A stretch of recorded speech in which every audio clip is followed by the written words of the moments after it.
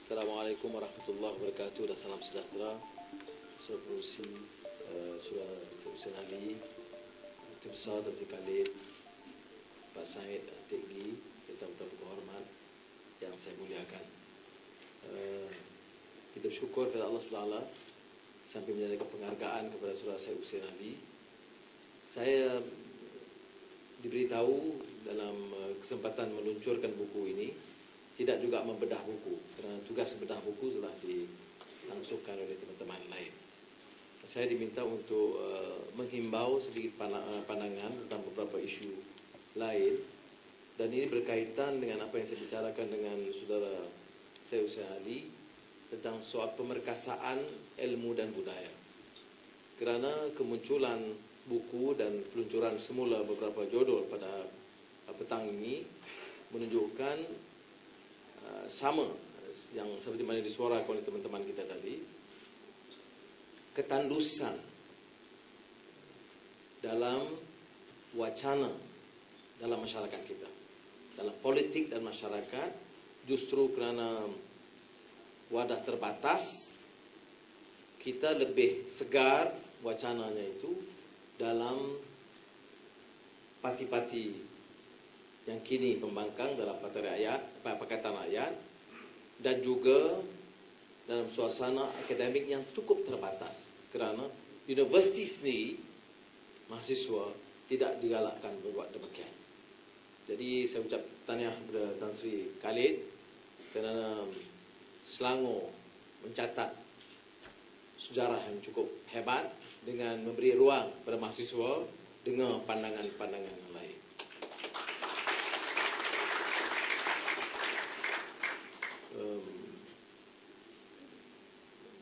Ada teman yang menganggap saya nak bantu meluncurkan semula buku Dua Wajah.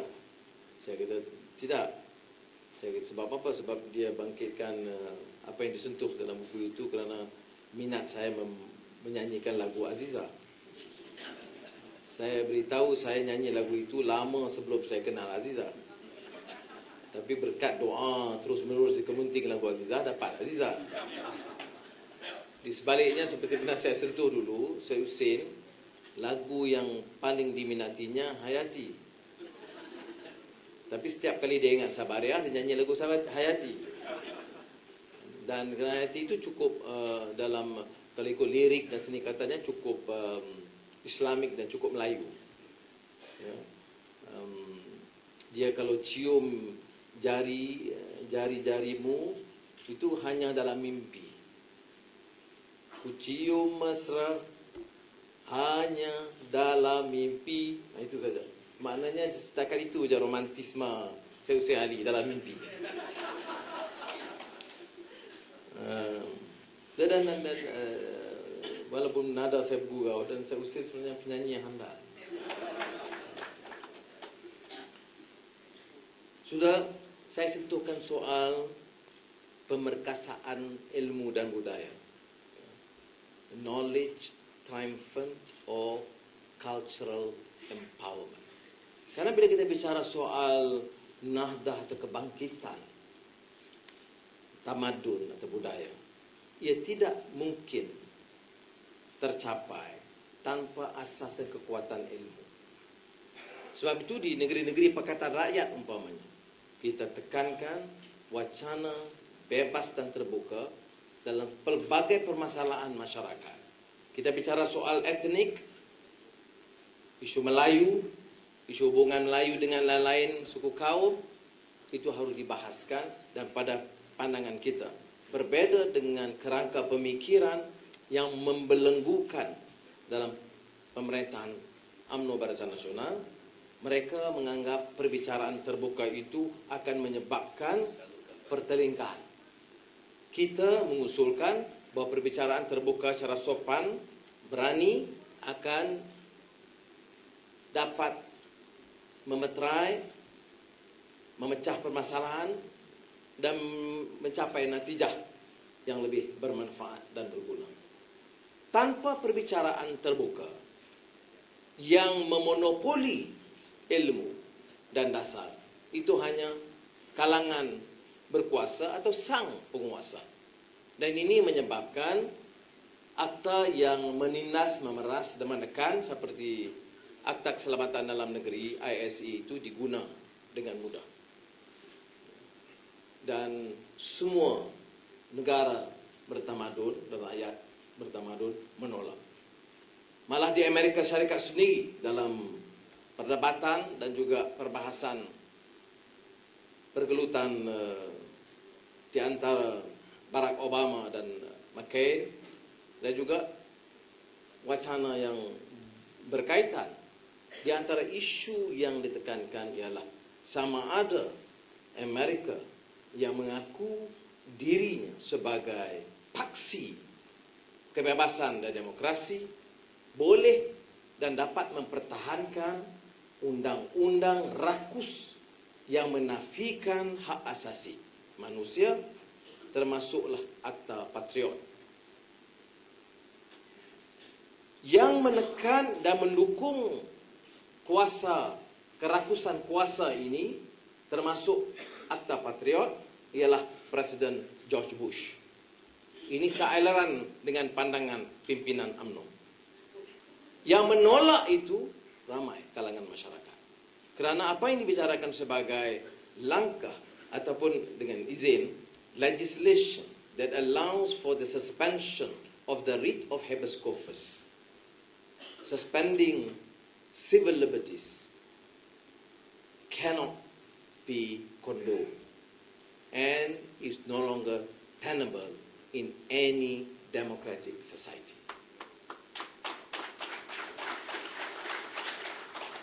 Hal ini tidak dibicarakan bila di parlimen, bukan oleh saya, oleh rakan-rakan sebelumnya, bangkitkan saja kritikan terhadap Akta Keselamatan Dalam Negeri, bangun tokoh-tokoh dari Barisan Nasional mengatakan Amerika juga mendukung Patriot Act. Amerika juga belajar dari Malaysia. Entah bila saya tak tahu. Paling akhir Menteri Kewangan mendabik dada. Amerika juga sekarang ada rescue package $700 billion Amerika seperti mana kita lakukan sebelumnya. Ini bahaya kedangkalan ilmu dan malas membaca dan mengupas permasalahan. Sebab itu saya anjurkan, tak suka kita debat hal-hal ini semua. Persoalan politik, Akta Keselamatan Negeri, Dalam Negeri. Bila kita bicara soal hak asasi, baik sebagai seorang Muslim, ini yang ditekankan oleh Saudara Dr. Lim Teck Ghee, Islam 60-an atau 2008, tidak ada bedanya soal pendirian Islam tentang apa yang disebut maqasid syariah, matlamat syariah itu sendiri. Itu sanctity of life and property, protection of fundamental liberties. Itu tidak pernah dikompromi. Sebab itu malah ditekankan dalam Islam membolehkan, ya, menghormati, menerima perbedaan soal keyakinan itu sendiri. Maknanya orang tidak boleh hukum kerana keengganan orang memilih Islam. Kalau setakat itu nilai tolerannya, mengapa ia menjadi permasalahan sekarang? Jadi sebab itu bagi saya dengan clear conscience, saya tidak ada masalah sama sekali untuk menolak undang-undang yang rakus. Bukan setakat Akta Keselamatan Dalam Negeri, malah semua akta yang membendung kebebasan berfikir, termasuk Akta Universiti dan University College sekarang. Dan mudah-mudahan ini dapat kita lakukan dalam kadar yang segera. Tapi ada juga perkembangan yang agak menyenangkan, yaitu manakala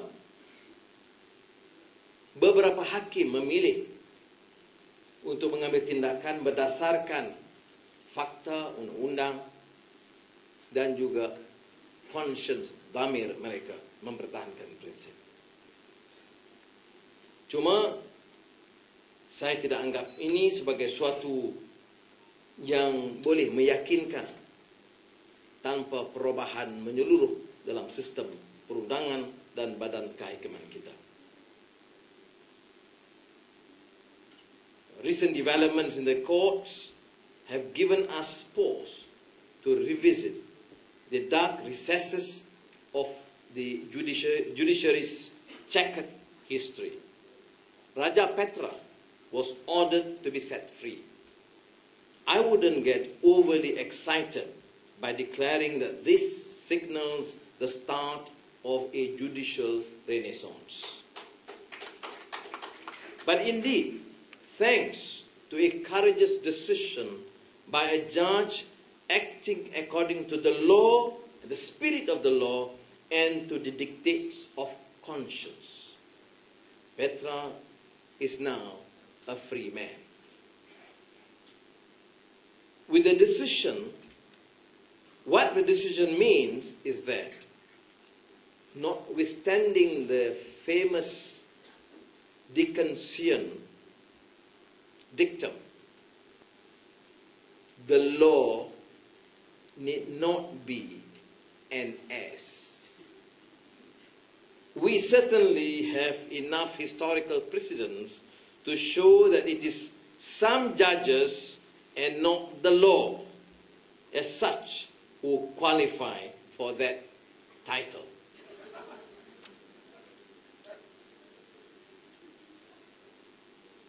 Now, in similar vein, since my learned counsel, Haji Sulaiman, is here, I would regard the decision coincidentally on the very same day regarding the prosecution's application in my case. Why the prosecution is so hell-bent on transferring the case to the High Court is beyond me. But I believe the people know that the unseen hand is at work here. This is exactly what Hamlet has called the insolence of office.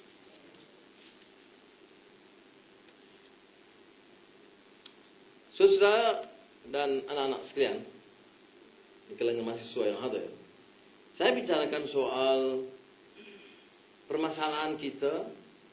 Tadi saya sentuh ISE dan perundangan. Kita boleh bahaskan, boleh adakan wacana. Tetapi tanpa asas ilmu yang mendasari pengetahuan tersebut, apa makna hukum? Apa kaitannya dengan semangat perlembagaan? Mengapa manusia di negara-negara yang dijajah bergelut, berhempas pulas, menentang penjajahan? Justru kerana mau merdeka.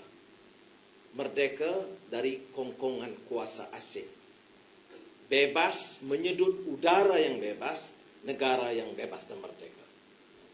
Kalau semangat ini difahami, kalangan yang melakar peruntukan perlembagaan harus memenuhi cita rasa rakyat yang menuntut kemerdekaan.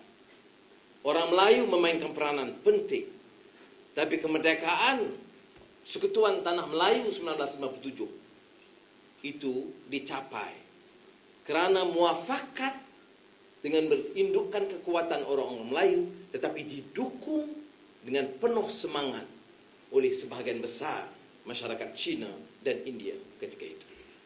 Maka semangat ini bukan sekadar dihormati, tetapi tidak boleh dikhianati. Tahun lalu kita hebahkan semula pemasyhuran kemerdekaan oleh Tunku Abdul Rahman Putra Al-Haj. Bukan semestinya pemimpin yang sangat popular di kalangan kami generasi pertama di mahasiswa dulu. Tetapi pemasyhuran itu sekurang-kurangnya menjanjikan beberapa peruntukan asas tentang hak, kebebasan, keluhuran undang-undang yang kemudian dicemari dengan puluhan malah ratusan pindaan kemudiannya yang menyebabkan naskah keramat asal perlembagaan itu menjadi kian kabur dan tipis kekuatan semangat awalannya. Sebab itu kita katakan tidak mungkin anak-anak mahasiswa diajak sekadar berwacana tanpa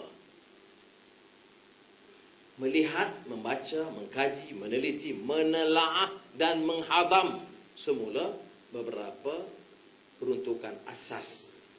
Apa makna hukum? Kita bicara umpamanya kerakusan kuasa. Orang yang menggunakan kuasa dengan sewenang-wenangnya. Dan kemudian bila dicabar kekuasaannya, mengatakan yang mencabar itu tidak tunduk kepada undang-undang dan perlembagaan. Maka sekali lagi ASI digunakan. Sebab itu saya sekali lagi ulangi keperluan kita menghidupkan semula apa yang disebut usaha memperkasa ilmu, apa yang pernah diungkapkan oleh Sayyidina Ali bin Abi Thalib radhiyallahu an sebagai lazzatul ma'rifah. Bila orang tanya Sayyidina Ali tentang ilmu, dia kata sesuatu yang cukup melazatkan. Kalau kita tanya orang muda sekarang apa yang melazatkan, jawabnya asmara. Dan tak salah juga itu, karena kami juga pernah muda dulu. Tetapi lazzatul ma'rifahnya ialah maknanya sesuatu yang tidak ada yang boleh dikecapi dengan merasa makrifat nikmatnya selain daripada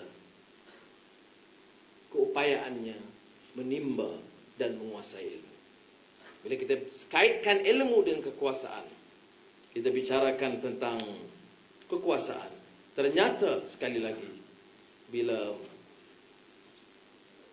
dibahas seperti mana yang berlaku sekarang di parlimen, kita menilai kekuatan hujah baik menteri, ahli parlimen dari UMNO Barisan Nasional atau dari Pakatan Rakyat, dari mutu penguasaan ilmu, perdebatan dan keikhlasan mengungkap permasalahan itu dengan sebaik. Apa yang kalau boleh saya rumuskan tentang apa yang disebut sebagai pervasive obsession of power by those who are now the de facto political masters of the country. The ruling clique, through their compliant media, have painted us as being power crazy and that we have acted irresponsibly and unconstitutionally by talking about September the 16th to effect a power transition. If I may reiterate the question, who refused a legitimate request for a meeting and convening of Parliament?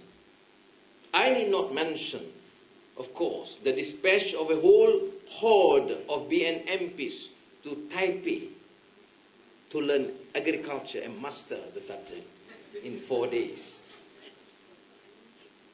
And the continued recriminatory action against anyone seen to be on the verge of joining us. The focus now is, of course, the economy. As prospects turn even bleaker with an impending crisis at hand, do we see a systematic bipartisan approach to solve the crisis? The Pakatan Rakyat has made it clear that the economy comes first. But what we see now instead is the unmitigated scramble for power among UMNO leaders. We see millions of ringgit being poured. The nation's coffers are once again treated as private bank reserves for the doling out of favors and the fulfilling of personal promises. The Rakyat's hard-earned savings kept in trust with the EPF are being blatantly misappropriated to enable certain companies to dabble in the stock market without any transparency or accountability. This is a grave violation of fiduciary duty and grievously the rakyat will have to pay for it. Jadi selain dari memohon di parlimen untuk menjawab kepada rakyat, inilah kali pertama dalam sejarah 51 tahun merdeka semasa Menteri Kewangan menggulung perbahasan, bukan membentangkan belanjawan, menggulung perbahasan, enggan dicelah atau menjawab soalan. Nak jadi menteri, nak jadi Perdana Menteri, tapi tak mau jawab. Jawapannya kata setelah selesai perbentangan semua sekali. Kemudian nanti bagi 2 soalan, tutup. Sudah, kalau kita kuasai maklumat, yakin dengan dasar, mengapa kita takut mengadakan wacana yang bebas? Saya nak tekankan sekali lagi, di parlimen, waktu menggulung perbahasan, ruang mesti diberikan kepada yang mengemukakan permasalahan untuk mencelah, menanyakan permasalahan yang belum jelas pada hemat.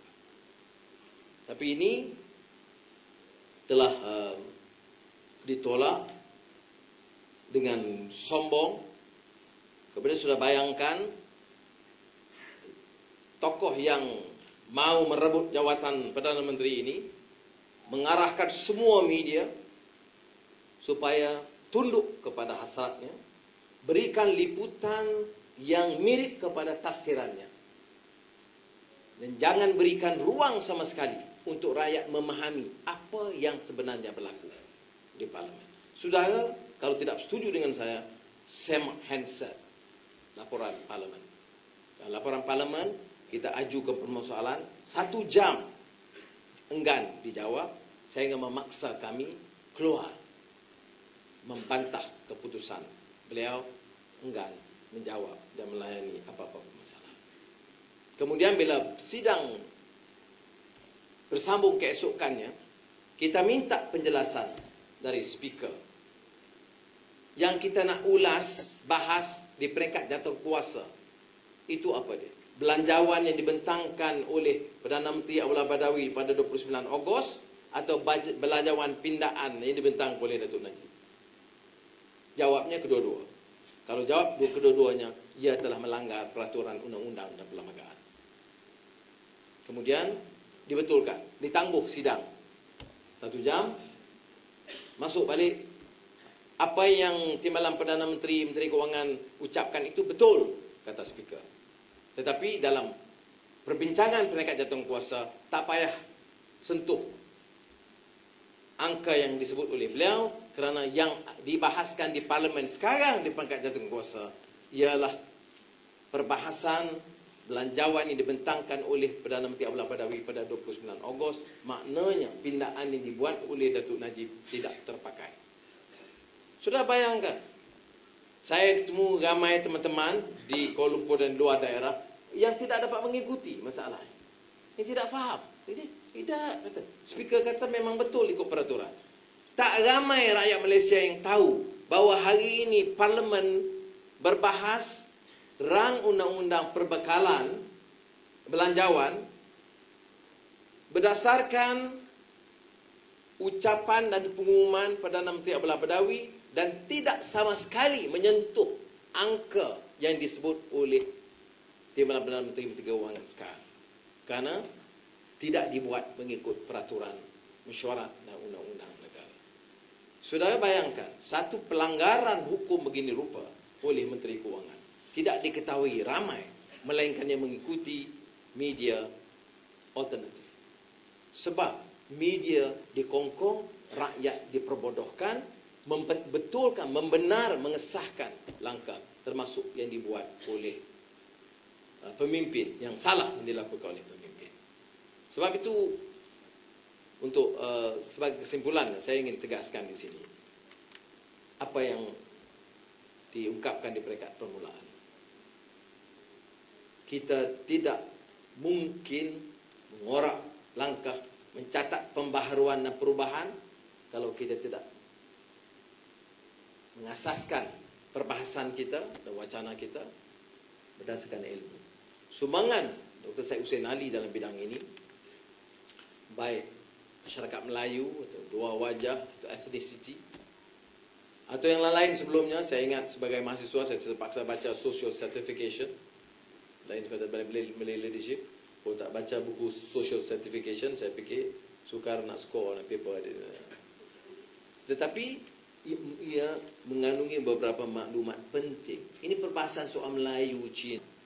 Di parlimen yang kita dengar, ahli parlimen panggil ahli parlimen dari barisan, menjerit, memanggil ahli parlimen dari Pakatan, sama ada, oh you shut up, anti-Malay.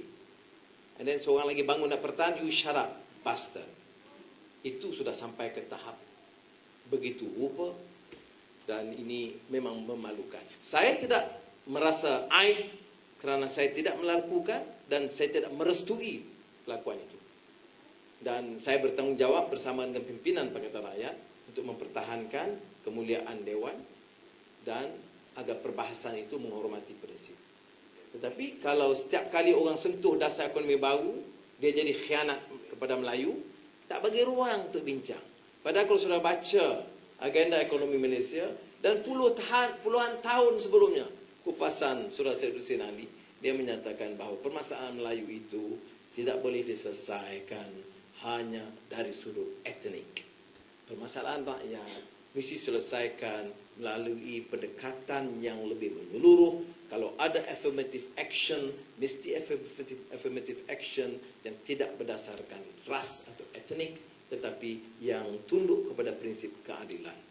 Maka sementara kita memacu pertumbuhan, ini yang disebut dalam ungkapan Kerajaan Negeri Selangor di bawah pimpinan Tan Sri Khalid, itu merakyatkan, mengekonomikan rakyat itu merakyatkan ekonomi. Ya. Maknanya pertumbuhan dipacu, tetapi pengagihan itu biar benar-benar adil. Semua yang harus diberi perhatian akan diberikan pembelaan yang wajar. Sekian, wassalamualaikum warahmatullahi wabarakatuh.